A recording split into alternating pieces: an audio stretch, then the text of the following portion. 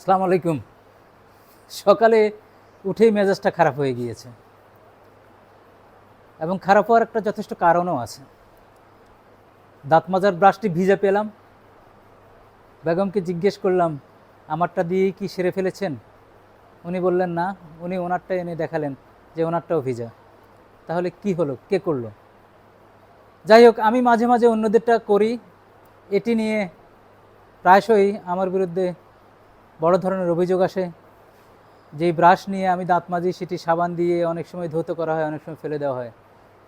আমি তেমন কেয়ার করতাম না, কিন্তু আজকে যখন আমারটা ভিজে পেলাম, আমার কিন্তু খুব খারাপ লাগলো, মেজাজ খারাপ হলো। তাহলে কি, আমি যেই কাজটি পছন্দ করি না, অন্যের উপর আমি সেই কাজটি চালিয়ে দিই স্বাচ্ছন্দ্যে। আমি এইভাবে যদি দেখেন, আমি যখন রিকশায় ভ্রমণ করি, রিকশায় চড়ি, আমার কাছে মনে হয় চারিপাশের মোটরযানগুলা যার পর নাই অন্যায় করে চলেছে, এদের অন্যায়ের সীমা পরিসীমা নাই। আবার যখন আমি গাড়ি চালাই, গাড়িতে বসি, মনে হয় যেন রিকশাওয়ালা ঠেলা গাড়িওয়ালা নিরন্তর তাদের অন্যায়, জুলুম, অত্যাচার, মনে হয় যেন আমি তাদেরকে অ্যাবলিশ করে দিই, নিশ্চিহ্ন করে দিই। আমাদের দ্বিচারিতা, আমাদের এই সহনশীলতা, আমাদের এই নিজেকে শুধু সাপোর্ট করা, অন্যের প্রতি আমাদের ন্যূনতম শ্রদ্ধাবোধ, অন্যের কাজের প্রতি শ্রদ্ধাবোধ, অন্যের চলাফেরার প্রতি সম্মানবোধ আমরা করতে পারি না। অর্থাৎ আমি যা করি তাই শুদ্ধ, এই ভাবনা নিয়ে ছোটোবেলা থেকে আমরা বড় হচ্ছি, বড় হয়ে আসছি। যার কারণে বলি গোড়াতে গলদ, আমাদের আইনের ভাষায় বলে ভয়েড অ্যাব ইনিশিও। প্রত্যেকটি ক্ষেত্রেই নিজে আমরা যা করি, যা পালন করি, তাহাই শুদ্ধ, তাহাই অ্যাবসলিউট। আর একই কাজ যদি অন্যে করে, সেটি অশুদ্ধ, সেটি অন্যায়।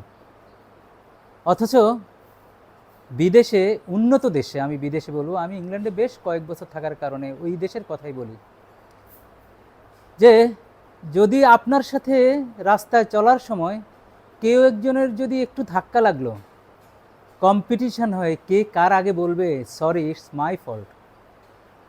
আপনি বড় একটা লাগেজ নিয়ে যদি কোনো স্টেশনে, ট্রেন বলেন, বাস বলেন, কোথাও দাঁড়িয়ে থাকেন, প্রত্যেক পাসার বাই আপনাকে বলবে can I help you. Even 80 বছর 90 বছরের বৃদ্ধ মানবীয় বলবে ক্যান আই হেল্প ইউ। আপনি যদি রাস্তা ভুলে যান, কাউকে যদি জিজ্ঞেস করেন কোথায় যাবেন, বিশ্বাস করুন আপনাকে 10-20 জন এগিয়ে আসবে পৌঁছে দেওয়ার জন্য। আপনি আপনি যেখানে যে অবস্থায় আপনি যাবেন না কেন, ভদ্রচিত শব্দের আপনি ব্যবহার পাবেন। যেমন can I help you, excuse me, sorry it's my fault, can I get it, would you mind to help me. এই শব্দগুলো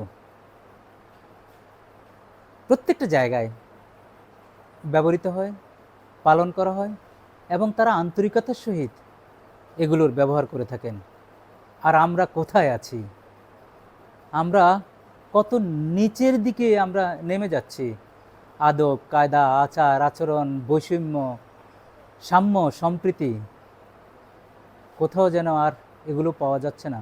তবে একদমই যে পাওয়া যাচ্ছে না তা তো নয়। আমরা আজও রাস্তাঘাটে দেখি মানুষ শরবত বিতরণ করছে প্রচণ্ড রোদে, ছাতা বিলুচ্ছে, আরেকজনের প্রতি সহমর্মিতা দিচ্ছে, শরবত খাওয়াচ্ছে, রক্তদান করে রোগীকে বাঁচাচ্ছে। তবে সেটি অত্যন্ত কম। 17 কোটি লোক যে দেশে বাস করে, সে দেশে এটি অত্যন্ত নগণ্য। আমরা আমাদের শিক্ষা ব্যবস্থার পরিবর্তন ঘটাতে হবে, মানবিক শিক্ষা ব্যবস্থা আনতে হবে। ওই মুখস্থ করা বিদ্যা, মুখস্থের মাধ্যমে নকল করা বিদ্যা পরিহার করতে হবে। আমি আমার এক ভিডিওতে বলেছি, নীলক্ষেতের সমস্ত ফটোকপি মেশিনগুলো আমি বিকল করে দিই। ঢাকা বিশ্ববিদ্যালয়ের ছেলেরা ফটোকপি করে মুখস্থ করে কেন পড়বে? কেন ঢাকা বিশ্ববিদ্যালয়ের ছেলেরা 5 বছরের প্রশ্ন এবং তার উত্তর সমাধান এগুলোর প্রতি ব্যতিব্যস্ত থাকবে পরীক্ষা পাশের জন্য? সে কারণেই তখন বলেছিলাম যে এই নীলক্ষেতের ফটোকপি দোকানগুলো যদি আমি ধ্বংস করতে পারি, নিশ্চিহ্ন করতে পারি, হয়তো ছেলেরা ক্লাসমুখী হবে, হয়তো ছেলেরা গবেষণায় মনোযোগী হবে, নতুন কোনো উদ্ভাবনের মাধ্যমে আমাদেরকে মর্যাদার আসীনে আসীন করবে, MITর শিক্ষক হবে, বিশ্বের বড় বিশ্ববিদ্যালয়গুলোতে শিক্ষকতা করবে, পড়াশোনা করবে, দেশের এসে দেশের কল্যাণে কাজ করবে। এবং আমি মনে করি আমাদের রাষ্ট্র ব্যবস্থা, সরকার ব্যবস্থা কল্যাণমুখী হবে, কল্যাণকর হবে, মানুষের পছন্দের হবে।